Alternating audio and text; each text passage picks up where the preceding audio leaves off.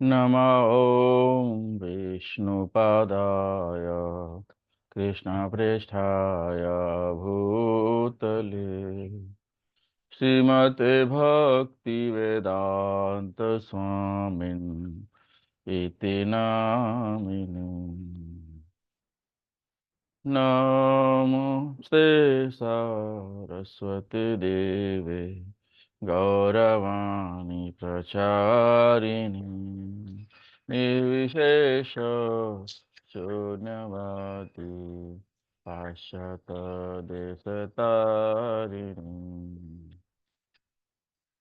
नमः ॐ विष्णुपादाय कृष्णप्रेष्ठाय भूतले श्रीमते भक्तिवेदान्त स्वामी इति नामिने।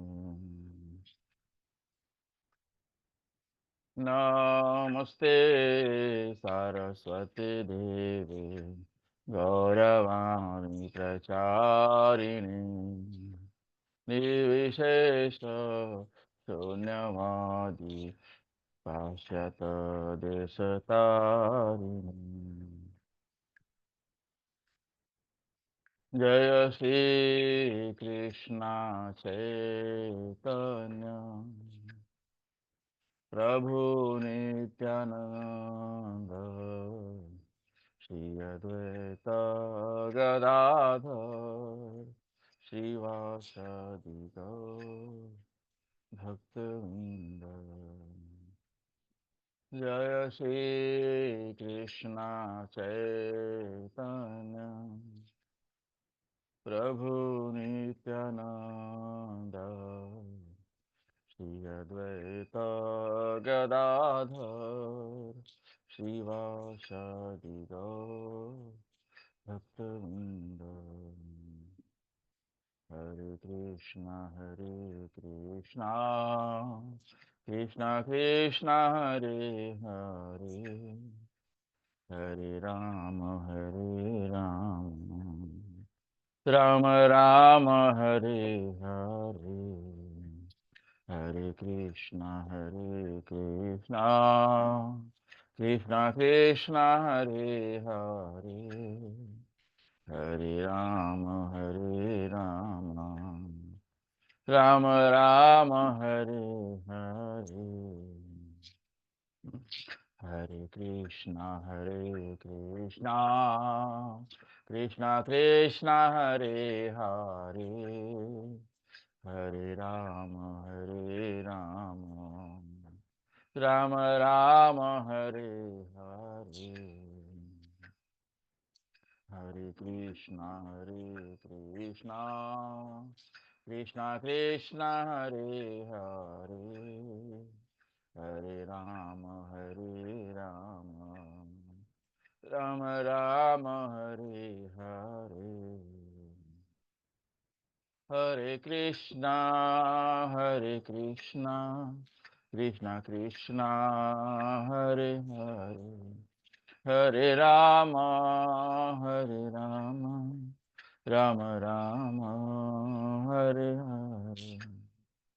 हरे कृष्णा कृष्णा कृष्णा हरे हरे हरे राम राम राम हरे हरे। हरे कृष्णा कृष्णा कृष्णा हरे हरे हरे राम राम राम हरे हरे। हरे कृष्णा कृष्णा कृष्णा हरे हरे हरे राम राम राम हरे हरे। हरे कृष्णा कृष्णा कृष्णा हरे हरे हरे राम राम हरे हरे। हरे कृष्णा कृष्णा कृष्णा हरे हरे हरे राम राम हरे हरे। हरे कृष्णा कृष्णा कृष्णा हरे हरे हरे राम राम राम हरे हरे। हरे कृष्णा कृष्णा कृष्णा हरे हरे। हरे राम राम हरे हरे। हरे कृष्णा कृष्णा कृष्णा हरे हरे। हरे राम राम राम हरे हरे। हरे कृष्णा कृष्णा कृष्णा हरे हरे। हरे राम राम राम हरे हरे। गोविंद जय जय गोपाल जय जय।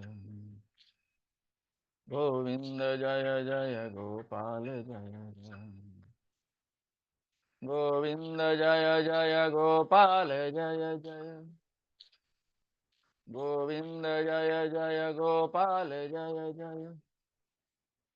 राधारमण हरि गोविंद जय जय। राधारमण हरि गोविंद जय जय। राधारमण हरि गोविंद जय जय। राधारमण हरि गोविंद जय जय। हरे कृष्णा कृष्णा कृष्णा हरे हरे। हरे राम राम राम हरे हरे। हरे कृष्णा कृष्णा कृष्णा हरे हरे। हरे राम राम राम हरे हरे। हरे कृष्णा कृष्णा कृष्णा हरे हरे। हरे राम राम राम हरे हरे। जय राधा गिरधारी राधे। जय राधा गिरधारी राधे। जय राधा गोपीनाथ राधे। जय राधा गोपीनाथ राधे। जय राधा रस बिहारी राधे। जय राधा रस बिहारी राधे। जय राधा मदन मोहन राधे। जय राधा मदन मोहन राधे। जय राधा कुंज बिहारी राधे। जय राधा कुंज बिहारी राधे। जय राधा बांके बिहारी राधे। जय राधा बांके बिहारी राधे। जय राधा माधव राधे। जय राधा माधव राधे। जय जगन्नाथ जय बलदेवा जय सुभद्रा। जय जगन्नाथ जय बलदेवा जय सुभद्रा। जगन्नाथ स्वामी नयन पथगामी भव तुम। जगन्नाथ स्वामी नयन पथगामी भव तुम। जय जय प्रभुपाद।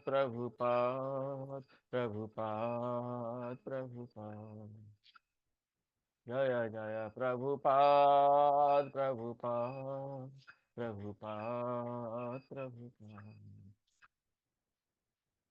जय जय गुरुदेव गुरुदेव गुरुदेव गुरुदेव। जय जय गुरुदेव गुरुदेव गुरुदेव गुरुदेव।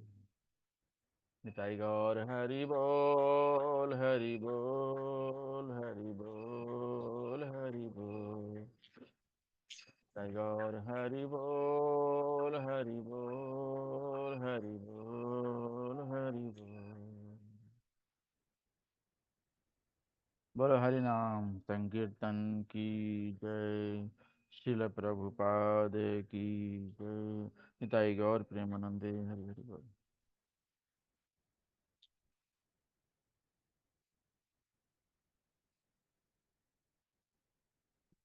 जय राधा माधव कुंज बिहारी।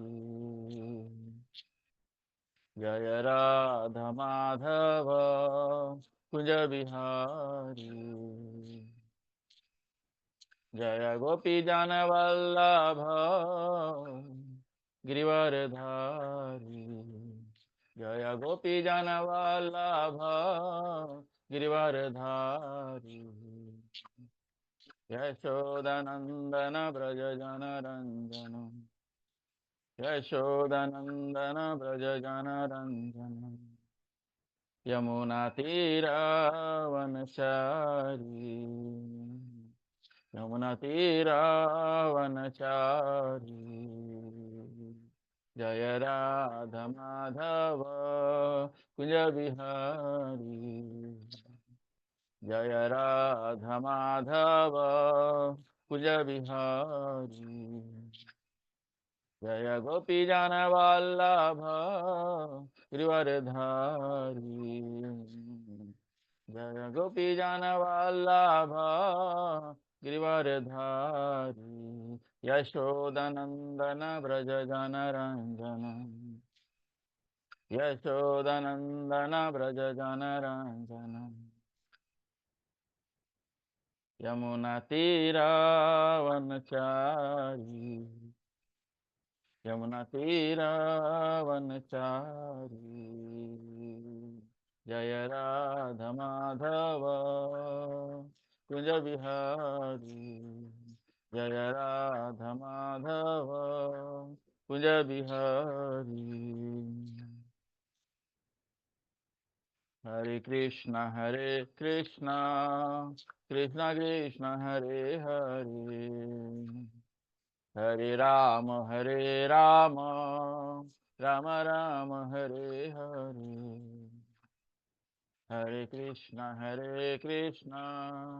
कृष्णा कृष्णा हरे हरे। हरे राम राम हरे हरे।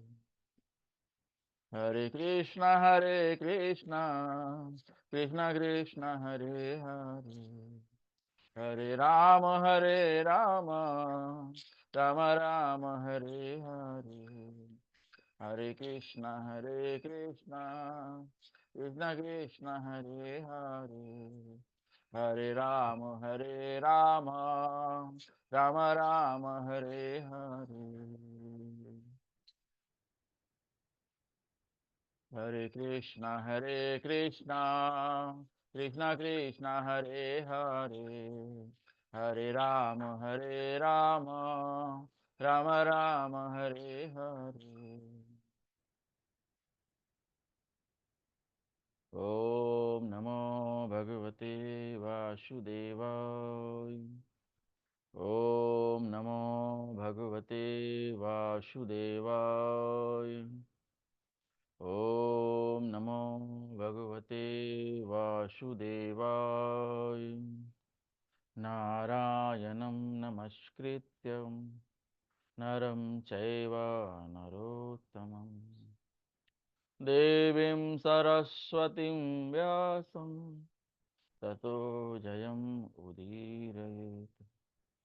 नष्टप्रायेषु अभद्रेषु नित्यं भागवत सेवया। भगवतीम् उत्तमश्लोके भक्तिर्भवति नैष्ठिकी। आप सभी का स्वागत है भगवत गीता क्लास में। तो हम अध्याय 5 में हैं, श्लोक संख्या 7। तो हम पहले श्लोका पढ़ेंगे, उसका अनुवाद पढ़ेंगे, फिर हम श्लोका के बारे में चर्चा करेंगे मंगलाचरण से करते हुए। अध्याय 5, श्लोक संख्या 6। संन्यासस्तु महाबाहो दुखम आप्तुम अयोगतः योगयुक्तो मुनिर्ब्रह्म न चिरेणाधिगच्छति। भक्ति में लगे बिना केवल समस्त कर्मों का परित्याग करने से कोई सुखी नहीं बन सकता, परंतु भक्ति में लगा हुआ विचारवान व्यक्ति शीघ्र ही परमेश्वर को प्राप्त कर लेता है।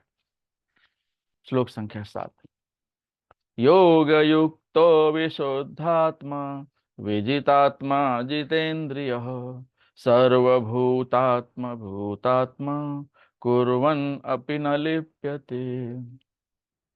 जो भक्ति भाव से कर्म करता है, जो विशुद्ध आत्मा है और अपने मन तथा इंद्रियों को वश में रखता है, वह सबों को प्रिय होता है और सभी लोग उसे प्रिय होते हैं। ऐसा व्यक्ति कर्म करता हुआ भी कभी नहीं बनता। श्लोक संख्या 8। नैव किंचित करोम इति युक्तो मन्येत तत्त्ववित् पश्यन् शृण्वन् स्पृशन् जिघ्रन् अस्नन् गच्छन् स्वपन् स्वसन् प्रल्पन् विसृजन् गृहन् उन्मिषन् निमिषन् अपि इन्द्रियाणि इन्द्रियार्थेषु वर्तन्त इति धारयन्। दिव्य भावनामृत युक्त पुरुष देखते, सुनते, स्पर्श करते, सूंघते, खाते, चलते फिरते, सोते तथा श्वास लेते हुए भी अपने अंतर में सदैव यही जानता रहता है कि वास्तव में वह कुछ भी नहीं करता। बोलते, त्यागते, ग्रहण करते या आंख खोलते बंद करते हुए भी वह यह जानता रहता है कि भौतिक इंद्रियां अपने अपने विषयों में प्रवृत्त हैं और वह इन सब से पृथक है। श्लोक संख्या 10। ब्रह्मणि आधाय कर्माणि संगम त्यक्त्वा करोति यः लिप्यते न स पापेन पद्मपत्रम इवाम्भस। जो व्यक्ति कर्म फलों को परमेश्वर को समर्पित करके आसक्ति रहित होकर अपना कर्म करता है, वह पाप कर्मों से उसी प्रकार अप्रभावित रहता है जिस प्रकार कमल पत्र जल से अस्पृश्य रहता है। श्लोक संख्या 11।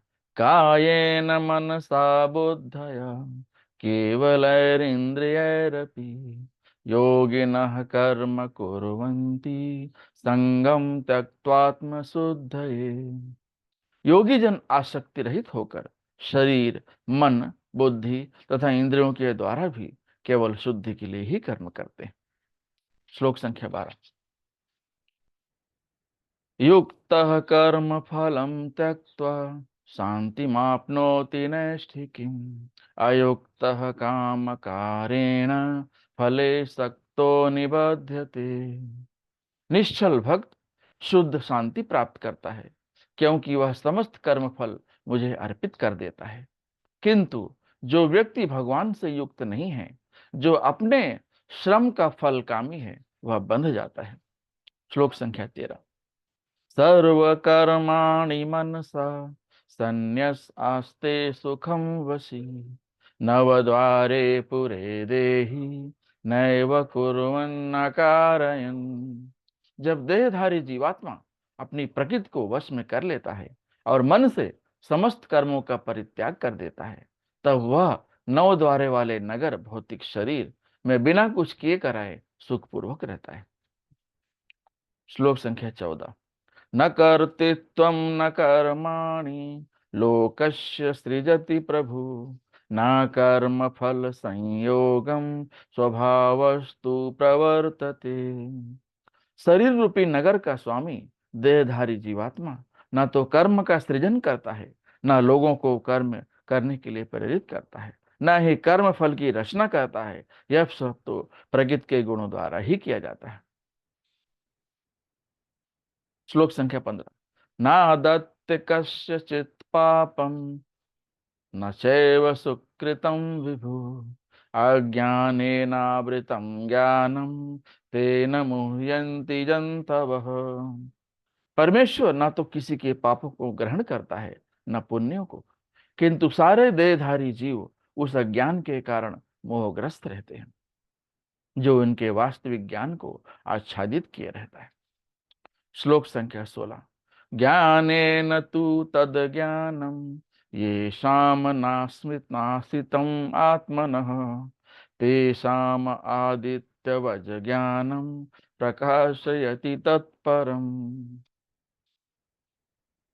किंतु जब कोई उस ज्ञान से प्रबुद्ध होता है जिससे अविद्या का विनाश होता है, तो उसके ज्ञान से सब कुछ उसी तरह प्रकट हो जाता है जैसे दिन में सूर्य है। ये सूर्य से सारी वस्तुएं प्रकाशित हो जाती है।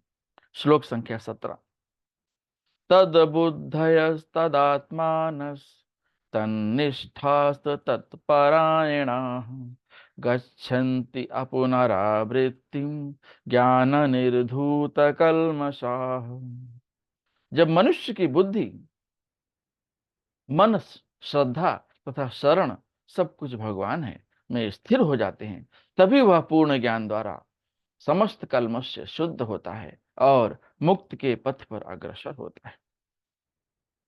ओम अज्ञानतिमिरान्धस्य ज्ञानञ्जनशलाकया चक्षुरुन्मीलितं येन तस्मै श्रीगुरुवे नमः। श्रीचैतन्यमनोभीष्टं स्थापितं येन भूतले स्वयं रूपः कदा ददाति स्वपदान्तिकं।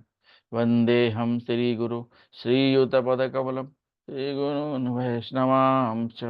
श्रीरूपं साग्रजातं सहगना रघुनाथान्वितां तं सजीवं साद्वैतं सावधूतं परिजनसहितं कृष्णचैतन्यदेवं श्रीराधा कृष्णपादान् सहगना ललिता श्रीविशाखान्वितांश्च। नमो विष्णुपादाय कृष्णप्रेष्ठाय भूतले श्रीमते भक्तिवेदांत स्वामिनिति नामिने। नमस्ते सारस्वते देवे गौरवाणी प्रचारिणे निर्विशेष शून्यवादी पाश्चात्य देश तारिणी। हे कृष्णा करुणा सिंधु दीनबंधु जगतपते गोपेश गोपिका राधा कांत नमस्तुते। तप्त कांचन गौरांगी राधे वृंदावनेश्वरी वृषभानुसुते देवी प्रणमामि हरिप्रिय। वाञ्छाकल्पतरुभ्यश्च कृपा सिन्धुभ्यैव च पतितानां पावनेभ्यो वैष्णवेभ्यो नमो नमः। जय श्री कृष्ण चैतन्य प्रभु नित्यानंद श्री अद्वैत गदाधर श्रीवासादि गौर भक्तवृंद।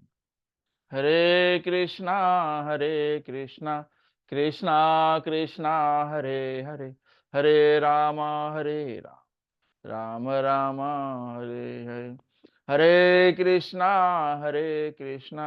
कृष्णा कृष्णा हरे हरे हरे राम राम राम हरे हरे। हरे कृष्णा कृष्णा कृष्णा हरे हरे हरे राम राम राम हरे हरे। एक बार फिर से आप सभी का स्वागत है भगवत गीता क्लास में। तो हम अध्याय 5 में हैं, श्लोक संख्या 7। उससे पहले हम देखेंगे श्लोक संख्या 6 में हमने क्या चर्चा किया है। श्लोक संख्या 6 अध्याय 5। संन्यासस्तु महाबाहो दुखम आप्तुम अयोगतः योगयुक्तो मुनिर्ब्रह्म न चिरेणाधिगच्छति। भक्ति में लगे बिना केवल समस्त कर्मों का परित्याग करने से कोई सुखी नहीं बन सकता, परंतु भक्ति में लगा हुआ विचारवान व्यक्ति शीघ्र ही परमेश्वर की प्राप्ति कर लेता है। तो यहाँ पर भगवान कृष्ण अर्जुन को बता रहे हैं कि जो लोग दिखावा करते हैं कर्म करने का, पाखंड करते हैं, ऐसे लोगों को से बच के रहना चाहिए। और वो कभी सुखी नहीं रहते, वो हमेशा परेशान रहते। हालांकि जो बुद्धिमान हैं, जो भगवान की शरण लेते हैं, भक्तों की सेवा करते हैं, मंदिर में जाकर सेवा करते हैं, भगवत गीता पढ़ते हैं, भागवतम पढ़ते हैं, और प्रभुपाद ने कितने सारे साहित्य हमारे लिए लिख दिए हैं। शास्त्र का अध्ययन हमें करना चाहिए। रोज सुबह उठकर हमें स्वाध्याय करना चाहिए। तो श्लोक संख्या 6 में भगवान बता रहे हैं कि जो है ये जो शुष्क चिंतन होता है, लोग जो है योग मुद्रा में बैठकर शुष्क चिंतन करते हैं, ये बहुत ही कठिन है, बहुत ही कठिन है और निराशाजनक है। मतलब आप काफी लंबे समय तक उसका प्रयास करिए और फिर बाद में आपको असफलता ज्यादा मिलने का चांस रहता है, सफलता बहुत कम मिलने का चांस रहता है। तो ये जो मायावादी सन्यासी होते हैं और ये जो वैष्णव सन्यासी होते हैं, इसमें क्या अंतर है? तो मायावादी सन्यासी जो होते हैं, वो जो है आपस में बैठेंगे तो सांख्य के बारे में चर्चा करते हैं, सांख्य दर्शन के बारे में चर्चा करते हैं, शंकराचार्य के द्वारा लिखा गया शारीरक भाष्य का के बारे में चर्चा करते हैं। उसके बाद में वो जो है शुष्क चिंतन करते हैं, उससे उन्हें जो है भक्ति रस की प्राप्ति कभी नहीं होती।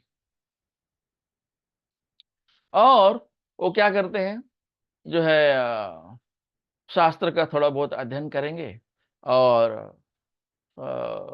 शंकराचार्य के द्वारा लिखा गया जो भाष्य है, शारीरक भाष्य, उसका अध्ययन करेंगे। और ठीक से वो जो है भागवतम को समझेंगे नहीं कि भागवतम है क्या, भागवतम में भगवान क्या कहना चाहते हैं, भगवान के बारे में क्या लिखा गया है, भागवतम से हमें क्या सीखना चाहिए, क्या नहीं सीखना चाहिए। तो उससे क्या होता है कि उनका जो है पतन हो जाता है। लेकिन दूसरी तरफ भगवान कृष्ण बताते हैं कि ये जो कर्म योग है ना, ये ज्ञान योग से बेहतर है।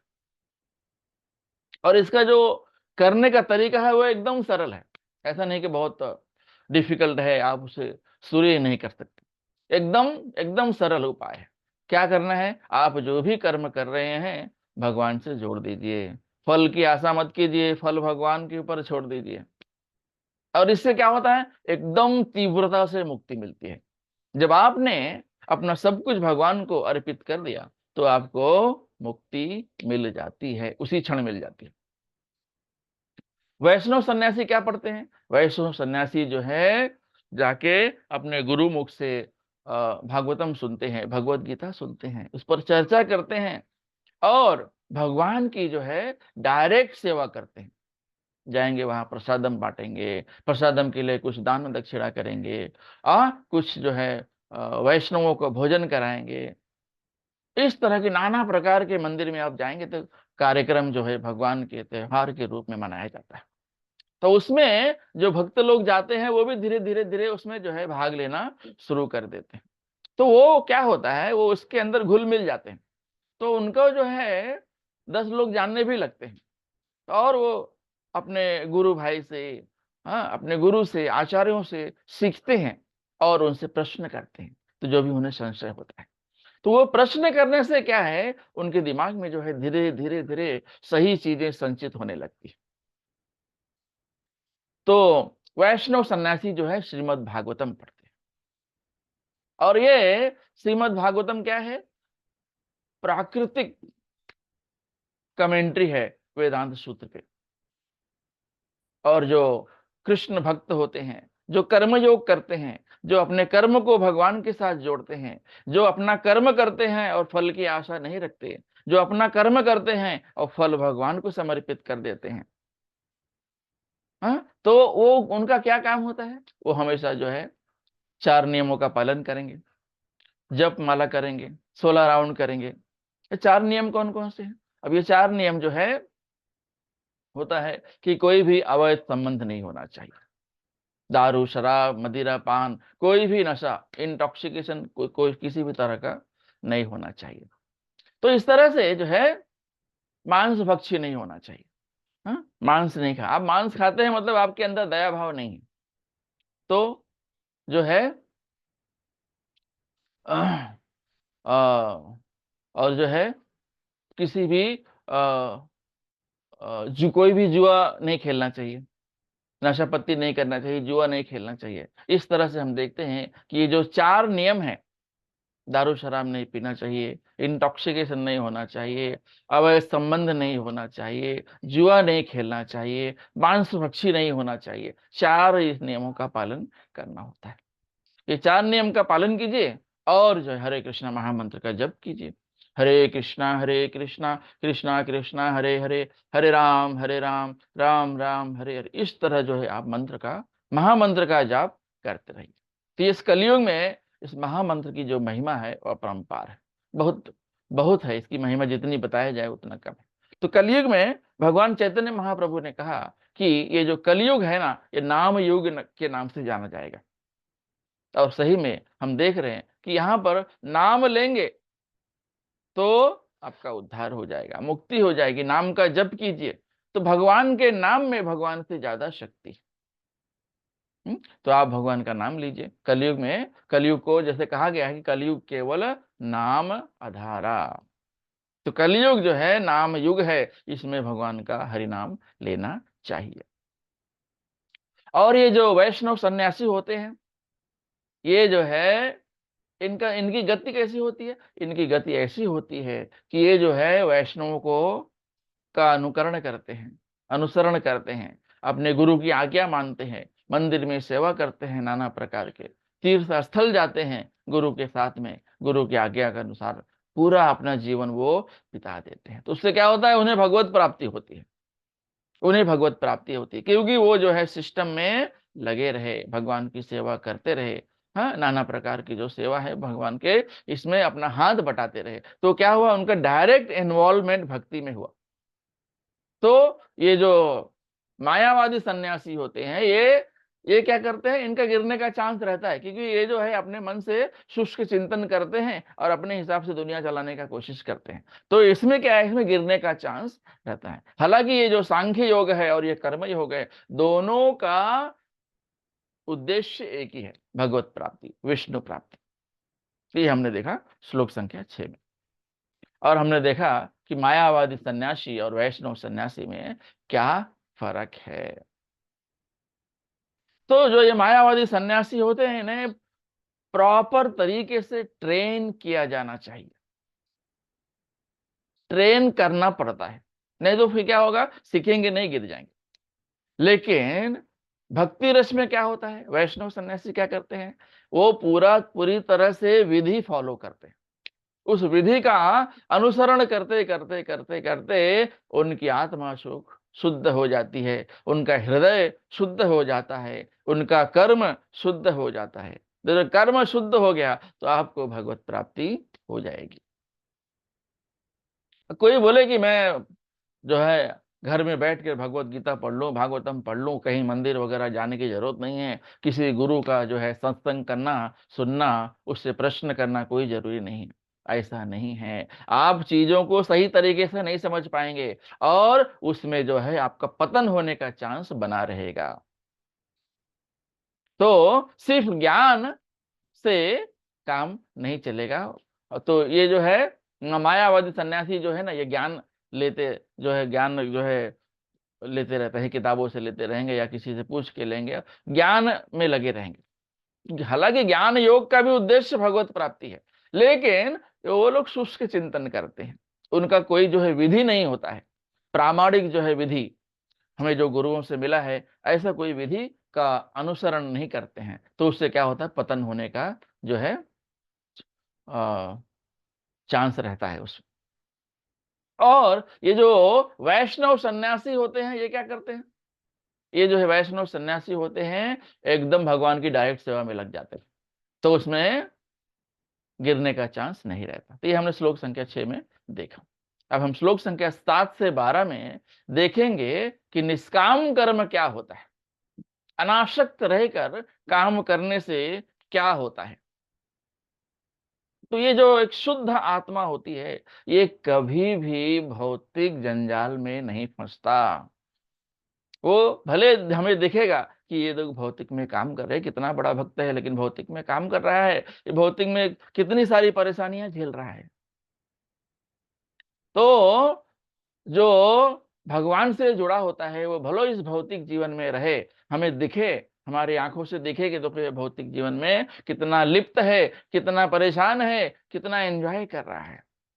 लेकिन वो जो आत्मा है, वो जो भगवान की सेवा में लगी है, वो हमेशा भौतिक जंजाल से अस्पृश्य रहती है। और ये जो भौतिक जीवन है ना, ये भौतिक जीवन में लोग क्या करते हैं, अपने अपने सुख के पीछे भागते रहते हैं। गाड़ी चाहिए, बंगला चाहिए, हाँ ये खाना है, वो खाना है, जलेबी खाना है, फाफड़ा खाना है, ये इस तरह से अपने इंद्रियों के सुख के पीछे भागते रहते हैं। तो ये हमें जो है श्लोक संख्या 7 से 9 में मिलेगा।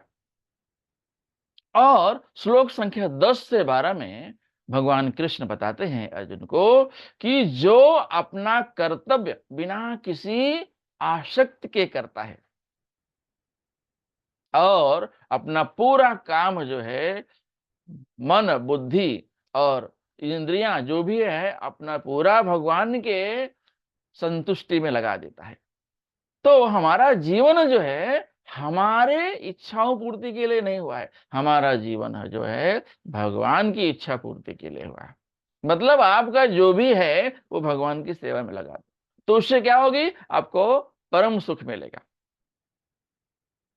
लेकिन अगर आप अपने कर्म के फल के पीछे भागते रहेंगे तो क्या होगा, आप हमेशा भौतिक जंजाल में फंसे रहेंगे। और ये भौतिक जंजाल ही है, इसमें जो एक बार फंस जाता है वो निकल नहीं पाता।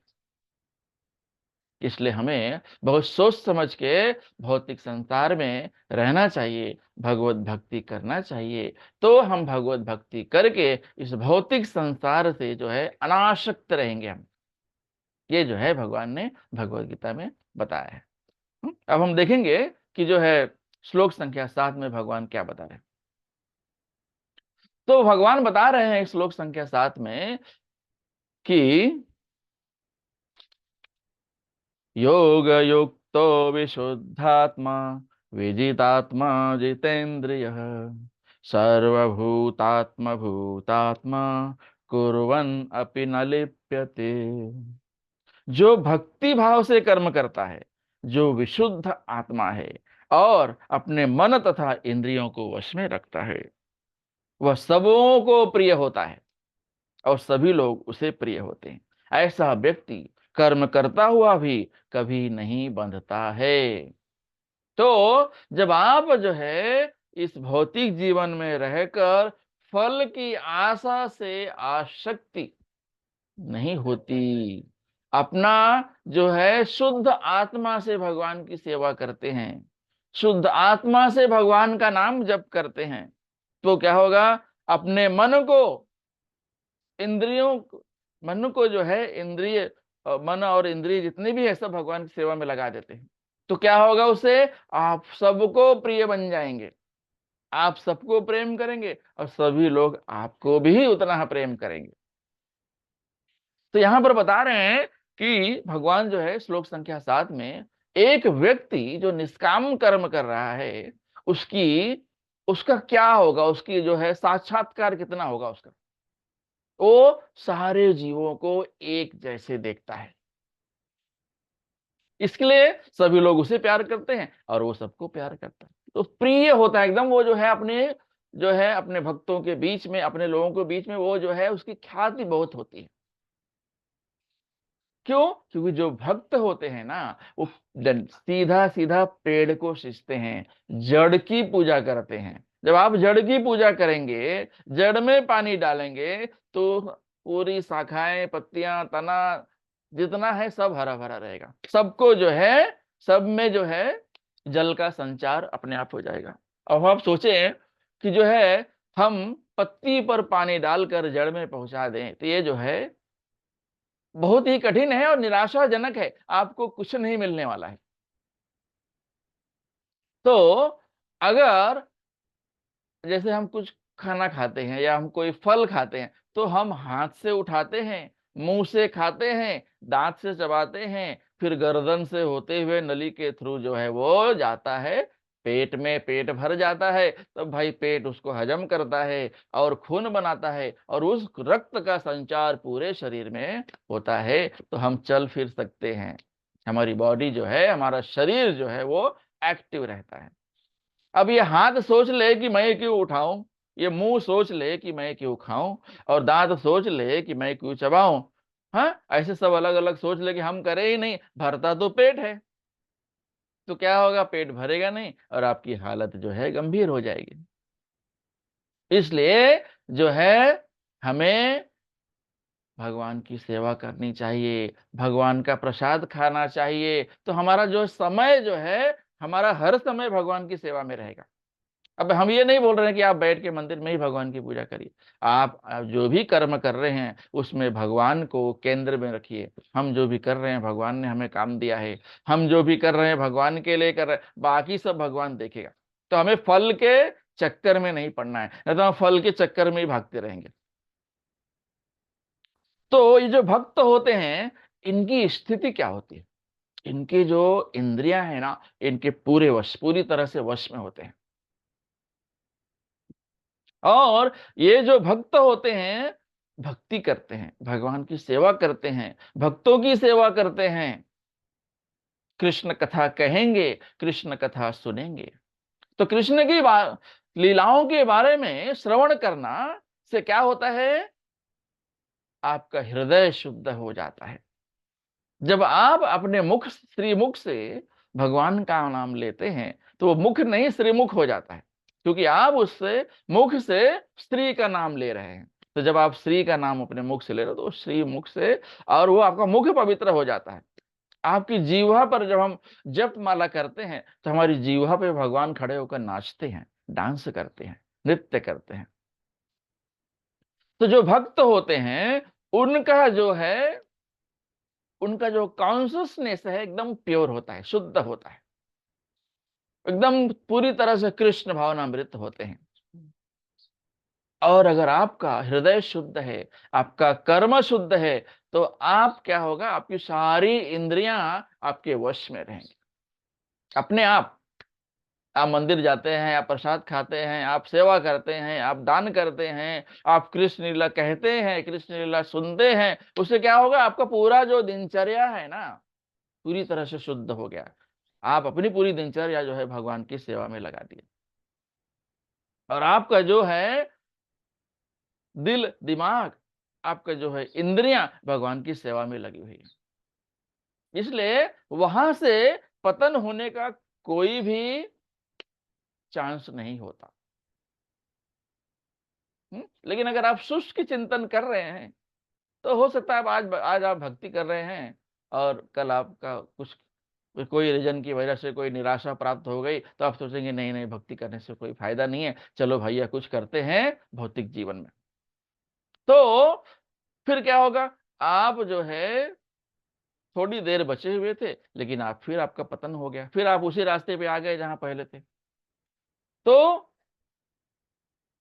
यहां पर भगवान बताते हैं कि इसका परिणाम क्या होता है। जो लोग भक्ति करते हैं, जो लोग भक्ति करते हैं, वो भगवान के इंद्रियों की तृप्ति में लगे रहते हैं, भगवान की इच्छा पूर्ति में लगे रहते हैं, ना कि अपनी इच्छा पूर्ति में। तो उससे क्या होता है, उनका जो है कर्म पूरी तरह से शुद्ध हो जाता है, उनकी गति जो है अच्छी हो जाती है। गति अच्छी होने से क्या होता है, उनका पूरा जीवन सुधर जाता है। भक्ति करते हैं, भक्ति बांटते हैं, भक्ति लेते भी हैं। तो यहां पर अर्जुन को ये क्यों बता रहे हैं भगवान, अर्जुन को बता रहे हैं कि यहां पर तुम जो है रणभूमि में लोगों को मारने नहीं जा रहे हो। कोई किसी को मारता नहीं है, आत्मा कभी मरती ही नहीं है, तो कोई कैसे मारेगा किसी को। हाँ, अर्जुन अगर इनको, इनके शरीर को मार देता है, तो इनको जो नया शरीर मिलेगा, इनका उद्धार हो जाएगा, नया शरीर इससे अच्छा मिलेगा इनको। तो वो क्या कर रहे हैं, जैसे हम पुराना, हमारा कपड़ा पुराना हो जाए तो हम उसे बदल देते हैं, उसी तरह से ये शरीर जब जर्जर हो जाती है, बूढ़े हो जाते हैं, काम करने लायक नहीं रहते, पापी बन जाते हैं किसी कारणवश, तो शरीर बदलना जरूरी होता है। तब वहां पर सरकार दंड देती है। अगर आपने चोरी किया है, मर्डर किया है, कोई बहुत बड़ा पाप किया है, उसके हिसाब से आपको दंड मिलता है। तो वो जो दंड मिलता है वो आपके लिए अच्छा है। अगर आप किसी कारणवश चोरी करके उससे बचेंगे, घूस घूसखोरी करेंगे, पैसा देके केस में कुछ अदल बदल करेंगे, हेरा फेरी करेंगे, किसी तरह से बच जाएंगे, तो आपका जो दंड है वो कई गुना बढ़ जाता है। इसलिए भाई, अगर चोरी की है, गलती की है, तो माफी मांग लो, उसका थोड़ा बहुत दंड जो है वो भुगत लो। तो उससे क्या होगा, वहीं का वहीं आप अपने पाप से छुटकारा पा जाएंगे। और यहां पर भगवान अर्जुन को बता रहे हैं कि तुम इन्हें मार नहीं रहे हो, तुम इनके शरीर को खत्म कर रहे हो। आत्मा तो कभी मरती नहीं है। जैसे ही ये शरीर खत्म होगा, आत्मा वो शरीर से निकल करके दूसरा शरीर, अपने तो प्रीवियस कर्म के अनुसार उसको नया शरीर मिल जाएगा। और यहां पर तुम नहीं मार रहे हो, मैं तुम्हें बोल रहा हूं कि मारो। तो उसका जो पूरा रिएक्शन है ना, प्रतिक्रिया है, मेरे ऊपर आएगी। मतलब तुम्हें कोई चिंता करने की आवश्यकता नहीं है। तुम एक तो मार रहे हो शरीर को, ना कि आत्मा को। दूसरा, मैं बोल रहा हूं तुम्हें ऐसा करने के लिए, तो उसकी प्रतिक्रिया तुम्हें नहीं लगेगी। और तुम एक क्षत्रिय हो, रणभूमि में खड़े हो, कोई तुम्हें ललकार रहा है, तो युद्ध करना तुम्हारा धर्म है। वहां दया भाव दिखाना तुम्हारा धर्म नहीं है। अगर शत्रु आपके सामने समर्पित कर देता है, आपके अंडर में समर्पित हो जाता है पूरी तरह से, तब आप उसे माफ कर दे सकते हैं, तब आप उस पर दया दिखा सकते हैं। अगर वो आपको ललकार रहा है और आप दया दिखा के पीछे भागते हैं, तो ये क्षत्रियों के लिए बहुत बड़ा पाप है। तो वो क्षत्रिय नहीं है, वो पापी है, विधर्मी है।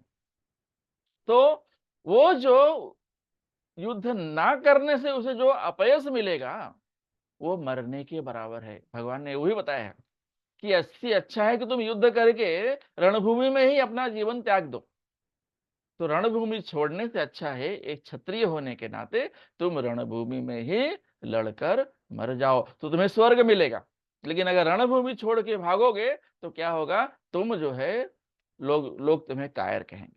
तो वो जो अपयश मिलेगा, वो तुम्हारे लिए मरने के बराबर है। तो दोनों तरह से मरना ही है। एक मरना जो है आपके लिए स्वर्ग जाएगा अगर आप रणभूमि में लड़ते हैं, और आप एक रणभूमि से भागते हैं तो आपको अपयश मिलेगी। ये भगवान जो है श्लोक संख्या 7 में बता रहे हैं। श्लोक संख्या 8 और 9 में देखते हैं। नैव किंचित करोम इति युक्तो मन्येत तत्त्ववित् पश्यन् शृण्वन् स्त्रिसञ्जिघ्रन् अश्नन् गच्छन् स्वपन् स्वसन् प्रल्पन् विसृजन् गृहन् उन्मिषन् निमिषन्नपि इन्द्रियाणि इन्द्रियार्थेषु वर्तन्त इति धारयन्। दिव्य भावनामृत युक्त पुरुष देखते, सुनते, स्पर्श करते, सूंघते, खाते, चलते फिरते, सोते तथा श्वास लेते हुए भी अपने अंतर में सदैव यही जानता रहता है कि वास्तव में वह कुछ भी नहीं करता। बोलते, त्यागते, ग्रहण करते या आंखें खोलते बंद करते हुए भी वह यह जानता रहता है कि भौतिक इंद्रियां अपने अपने विषयों में प्रवृत्त हैं और वह इन सब से पृथक है। तो जो बुद्धिमान है, जो भक्त है, जो भक्ति करता है, जो भगवान पे भरोसा करता है, जो भगवान के लिए काम करता है, जो अपनी इच्छा के लिए काम नहीं करता, भगवान की इच्छा पूर्ति के लिए काम करता है, उसे कभी भी ये जो प्रतिक्रियाएं हैं कभी भी छूती नहीं। आएंगी जाएंगी, हमें दिखेगा आ रही है, लेकिन वो जो है एकदम भक्त जो है एकदम अडिग रहेगा। जैसे पानी में हमने देखा है कि कमल का फूल होता है, लेकिन पानी कभी उसको छूता नहीं है, टच नहीं करता है। तो यहां पर भगवान बता रहे हैं कि जो श्लोक संख्या 8 और 9 में, कि जो है, जो कृष्ण भावनामृत में है, उनका जो साक्षात्कार है, वो जो है हमें दिखेगा कि भौतिक जीवन में है, उनकी इंद्रियां भी भौतिक जीवन में काम कर रही हैं, लेकिन वो बराबर से उसमें लिप्त नहीं होता है। वो अपना खाली पेट भरने के लिए काम कर लेता है, काम होने भर के लिए काम कर लेता है, और कोई आसक्ति नहीं रखता है।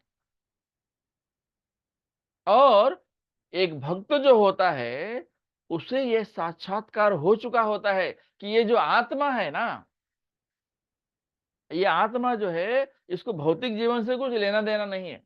ये तो हम हैं कि उसको भौतिकता में लिप्त किए रहते हैं। अदर लेकिन ये आत्मा जो है, इसको भौतिकता से कोई लेना देना नहीं है। आत्मा अमर है, जैसे परमात्मा अमर है वैसे आत्मा भी अमर है। ये जो आ, हमारे जो उनकी जो इंद्रियां होती है ना, उनका अस्तित्व एकदम शुद्ध होता है, और वो एकदम जो है किसी भी कर्म से जो है एकदम अलग होते हैं। तो कर कुछ भी रहे हैं लेकिन वो शुद्ध होते हैं, क्योंकि वो भक्त हैं, उन्हें आत्म साक्षात्कार हो चुका है कि इसमें से जितनी भी इंद्रियां हैं, ये हम इस कोई भी जो है हमें आ, भल दिखेगा हमें कि भौतिक जीवन में लिप्त हैं, लेकिन वो भौतिक जीवन में लिप्त नहीं होती हैं, क्योंकि वो भगवान के भक्त हैं। वो अपनी सारी इंद्रियों को भगवान की सेवा में लगा दिए हैं।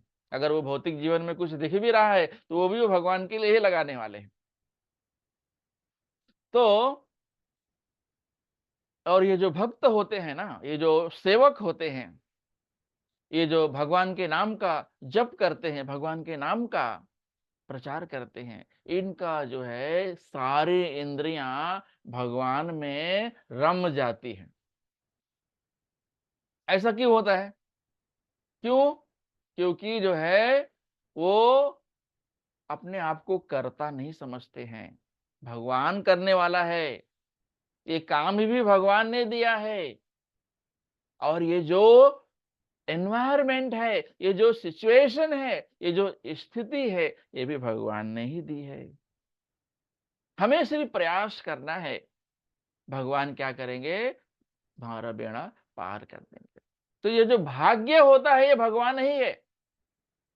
हम बोलते हैं हमारे भाग्य में ये लिखा है, हमारे भाग्य में लिखा है। अगर हम भगवान की भक्ति कर रहे हैं तो आपका भाग्य जो है भगवान बन जाते हैं, भाग आपका अच्छा रहता है। और आप कुकर्म करते हैं तो भाई अब आप और आप जब कुकर्म करने भी जाते हैं तो आपके अंदर से एक आवाज आती है कि भाई ऐसा मत करिए, गलत है, ये गलत है, ये गलत है, ये गलत।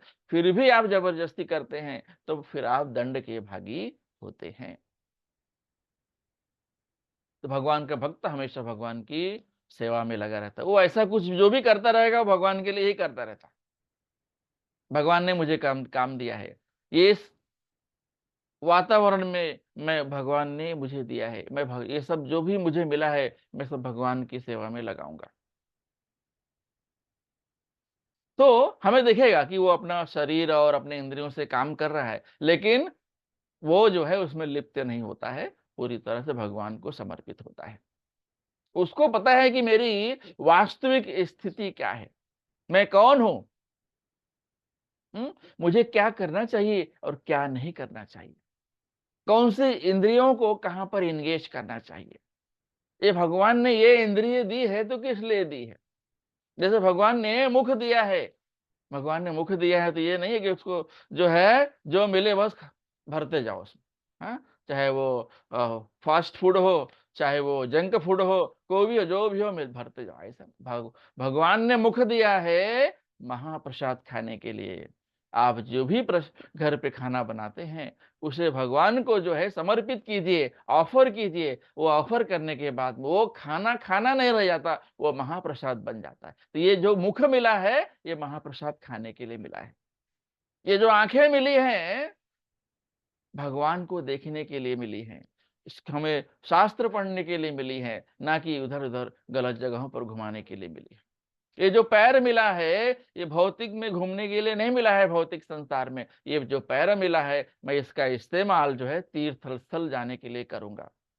ये जो हाथ मिला है, ये मैं जाके मंदिर में कुछ सेवा करूंगा, भगवान की सेवा करूंगा, वहां पर झाड़ू लगाऊंगा, वहां पर पोछे लगाऊंगा, वहां पर प्रसाद वितरण करूंगा। हाँ, नाना प्रकार की सेवा है। कोई भी सेवा आप अपने हाथों का सेवा में हाथों का इस्तेमाल कर सकते हैं। तो ये जो भगवान के भक्त होते हैं, हमें लगता है कि जो है ये क्या सुन रहे हैं, ये क्या सूंघ रहे हैं, ये क्या खा रहे हैं, लेकिन ये सब जो है वो भगवान को समर्पित करते हैं। खा रहे हैं तो भगवान का प्रसाद, सुन रहे हैं तो भगवान की कथा, हाँ, छू रहे हैं तो एक भौतिक भक्त को छू रहे हैं, और अगर सूंघ रहे हैं तो तुलसी पत्र को सूंघ रहे हैं। अगर वो यहाँ वहां जा रहे हैं तो मंदिर जा रहे हैं, तीर्थ स्थल जा रहे हैं, गंगा नहाने जा रहे हैं, हाँ, जगन्नाथपुरी जा रहे हैं, बालाजी जा रहे हैं, मायापुर जा रहे हैं, तो यहाँ सब जाने के लिए हमको अपना हाथ पैर का इस्तेमाल करना है। तो उसे पता होता है कि मैं जो है कुछ नहीं कर रहा हूं, ये भौतिक जो हमारे सब ये है, सब भौतिकता में लगे हुए हैं, मुझे इससे कोई लेना देना नहीं है, मैं इससे एकदम अलग हूं। अच्छा, अब ये जो साक्षात्कार है, ये जो कार्य है, ये सब करने से क्या परिणाम होता है? ये इसका परिणाम क्या होता है कि हमें लगेगा कि वो अपनी इंद्रिय तृप्ति में लगा है, लेकिन वो उससे अलग रहता है, एकदम अलग रहता है, एकदम खुश रहता है वो, क्योंकि वो भगवान के सेवा में मग्न रहता है। हमेशा जो है क्या करेगा वो, अगर वो अ, खाना पका रहा है तो भगवान को ऑफर करेगा, हुँ?